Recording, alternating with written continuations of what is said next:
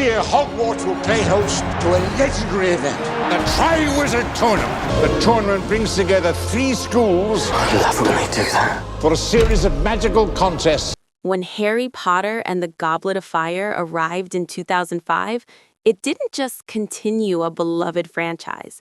It detonated the illusion of safety that had quietly protected its young heroes for 3 films. The warmth and wonder that once defined Hogwarts began to fracture, replaced by unease, spectacle, political tension, and the unmistakable feeling that something ancient and malevolent was clawing its way back into the light. Harry's 4th year is not about discovery in the same way as before. It's about confrontation. It's about the cost of destiny. And most of all, it's about the moment childhood ends. The film opens with a sense of scale the series had never fully embraced before. The Quidditch World Cup expands the wizarding world beyond the castle walls, revealing a global magical community brimming with color, culture, and rivalry. The tents stretch endlessly, enchanted to hold impossible space within. Wizards and witches from across continents gather in celebration. Yet, even in this jubilant setting, shadows creep in. The spectacle of international sport is shattered when mass Death Eaters descend, terrorizing the campsite and leaving chaos in their wake. The dark mark burns into the sky, an unmistakable symbol tied to Voldemort's reign of terror. For Harry, it is more than a symbol. It's a warning. The past is not buried. Back at Hogwarts, the castle feels subtly different. There is excitement, yes, but also anticipation of something grander and more dangerous than exams or house rivalries. The Triwizard Tournament is announced, a legendary magical competition between 3 great wizarding schools, Hogwarts, Beauxbatons, and Durmstrang. The arrival of the foreign delegations adds ceremony and mystique. Beauxbatons enters with ethereal grace, while Durmstrang exudes disciplined intensity. Their champions, Fleur Delacour and Victor Crumb, immediately captivate the student body. And then there is Cedric Diggory, Hogwarts' chosen representative, a figure of fairness, strength, and quiet integrity. The rules are clear. Only students 17 and older may compete. The Goblet of Fire will choose 1 champion from each school. But rules, as this story reminds us repeatedly, can be manipulated. When Harry's name erupts from the goblet, despite his age, confusion turns into suspicion. The room divides instantly. Some accuse him of seeking glory. Others feel betrayed. Even Ron, his closest friend, struggles to believe he would enter without telling him. For the first time, Harry stands isolated not because of outside prejudice, but because trust within his inner circle has cracked. That emotional fracture cuts deeper than any spell. The tasks of the Triwizard Tournament are not mere tests of magical skill. They are confrontations with fear itself. The first challenge, facing a dragon, immediately strips away any illusion of safety. Each champion must retrieve a golden egg guarded by a fire-breathing beast. Harry's dragon, the Hungarian Horntail, is ferocious and relentless. The sequence is breathtaking in scale and urgency.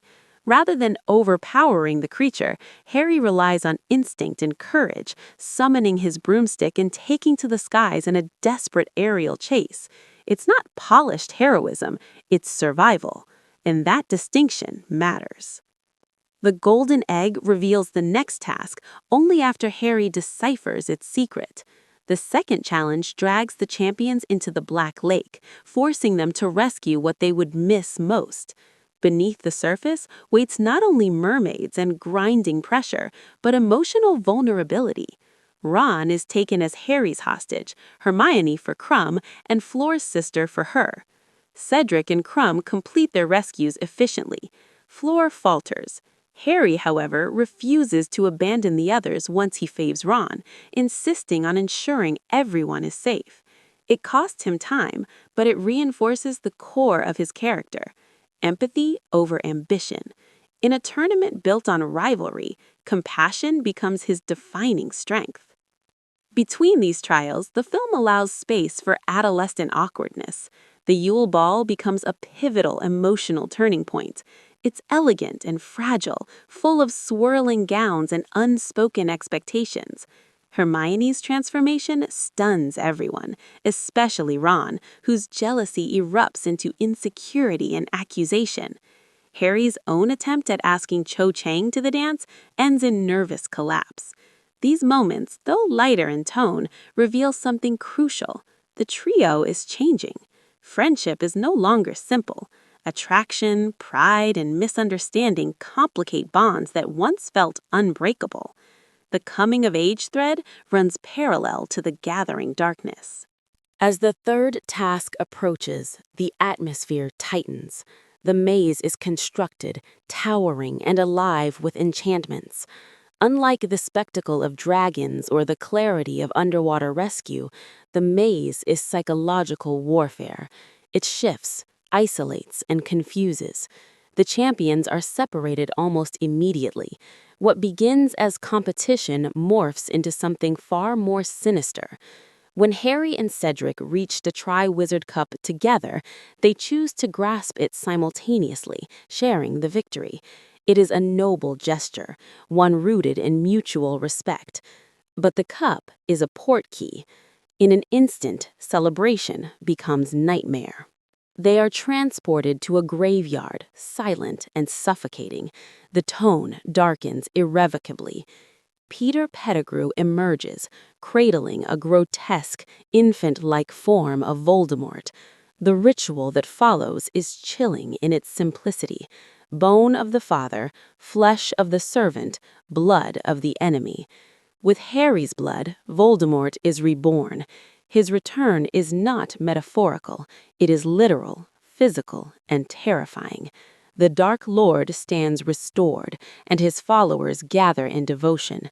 The boy who lived now faces the wizard who seeks to undo him. The duel between Harry and Voldemort is not evenly matched, yet it is monumental. Their wands connect in priori incantatem, a rare magical effect that forces Voldemort's wand to regurgitate echoes of those it has killed. The spirits of Harry's parents appear, along with Cedric. They encourage him, guide him, and buy him time. It is both heartbreaking and empowering.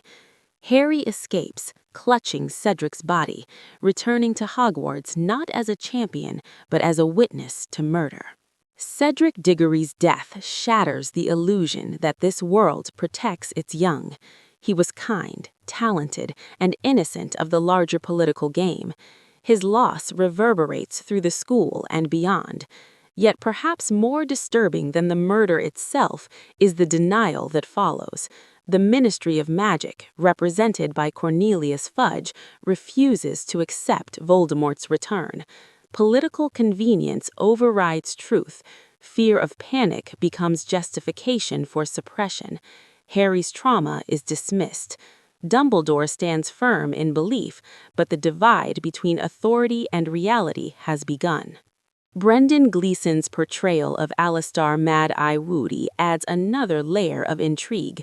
Gruff, paranoid, and fiercely vigilant, he becomes a mentor figure throughout the tournament, subtly guiding Harry. But the final twist reveals that Moody has been an imposter all along. Barty Crouch Jr., a loyal Death Eater in disguise, manipulating events to ensure Harry reaches the graveyard. The revelation reframes the entire year. Trust has been weaponized.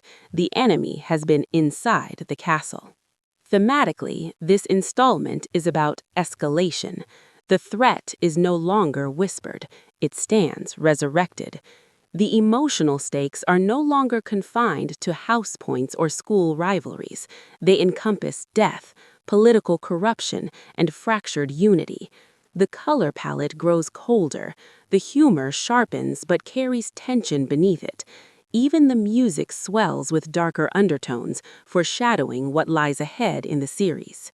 Daniel Radcliffe's performance matures noticeably. Harry is angrier, more volatile, more burdened. Rupert Grint portrays Ron's insecurity with uncomfortable authenticity, while Emma Watson gives Hermione a growing poise that balances intellect with emotional complexity. Robert Pattinson's Cedric embodies decency, making his death all the more devastating. Ralph Fiennes as Voldemort delivers a performance both theatrical and chilling, controlled yet serpentine, calm yet explosive. What makes this chapter transformative is not just the spectacle, though there is plenty of it.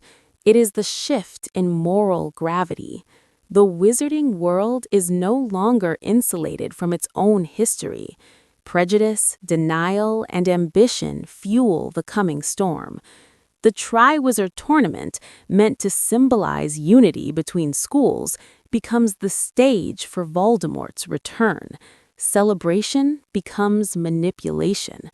Competition becomes sacrifice. By the film's conclusion, the mood is irrevocably altered. The final feast is subdued. Dumbledore honors Cedric, urging students to remember him not as a casualty of rumor, but as a victim of Voldemort's cruelty. It is a direct acknowledgement of truth in the face of institutional denial. Harry stands among his peers, no longer simply the boy who survived once, but the witness to a rebirth that will demand far more from him. In retrospect, this film operates as the hinge of the entire saga. Before it, the world felt dangerous but survivable. After it, survival becomes uncertain. The innocence of earlier years is gone. The political tension with the Ministry sets the stage for authoritarian interference. The resurrection of Voldemort shifts the narrative from mystery to open war. And the trio's friendship, tested and repaired, emerges stronger but no longer naive. The Goblet of Fire itself becomes symbolic, a neutral artifact exploited by darker forces. It does not choose evil, it is manipulated into serving it. That distinction reflects a broader theme. Power is rarely inherently malevolent, but those who control it determine its consequences. Barty Crouch Jr.'s infiltration demonstrates how easily systems can be subverted when vigilance falters. Visually and structurally, the film embraces momentum. The pacing is relentless, moving from spectacle to introspection to horror without lingering too long in comfort. The cinematography emphasizes vast spaces, the stadium, the lake, the graveyard, contrasted against intimate close-ups of fear and doubt. The world feels larger and more precarious at the same time. Ultimately, Harry Potter and the Goblet of Fire is about thresholds. It is the threshold between childhood and adulthood, between denial and acknowledgement, between safety and war. It asks what happens when institutions fail, when friends doubt each other, and when destiny arrives sooner than expected. It answers not with triumph, but with resilience. The boy who once marveled at floating candles now stands face to face with death. He does not emerge unscathed. He emerges changed. And in that transformation lies the true power of this chapter, not in dragons or tournaments, but in the moment the wizarding world realizes that darkness has returned, and that pretending otherwise will cost far more than anyone is prepared to pay.